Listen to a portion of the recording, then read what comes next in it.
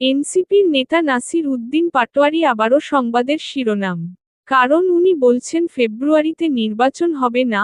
অনেক অনুসন্ধান করে জানতে পারলাম, নির্বাচন যদি বাংলাদেশে হয় তাহলে ১ নাম্বার তাদের ডোনেশন, তাদের ক্ষমতাগিরি, তাদের চাপাবাজি বন্ধ হয়ে যাবে।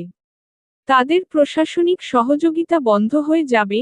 অসংখ্য জুলাই যুদ্ধ হাসপাতালে অসুস্থ অবস্থায় পড়ে আছে। এনসিপির পক্ষ থেকে তাদের জন্য দৃশ্যমান কোন পদক্ষেপ আমার দৃষ্টিকোণ থেকে চোখে পড়ে নাই, কি জানি আপনাদের চোখে পড়ে কিনা।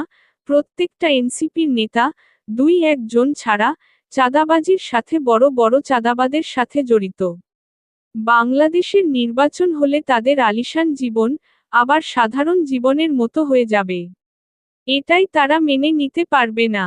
একটা অনির্বাচিত সরকার দীর্ঘদিন থাকলে দেশের বিনিয়োগ বন্ধ হয়ে যায়। বর্তমানে বাংলাদেশের বিনিয়োগ বন্ধ। তাই এনসিপির নেতাদেরকে বলবো, পৃথিবীতে অনেক বিপ্লব হয়েছে, ইতিহাস ঘাটাঘাটি করলে দেখা যায়। বিপ্লবের পরে দেশ অনেক পরিবর্তন হয়েছে। আমাদের পাশাপাশি দেশ শ্রীলঙ্কা বিপ্লবের পর দুর্নীতিমুক্ত হয়েছে।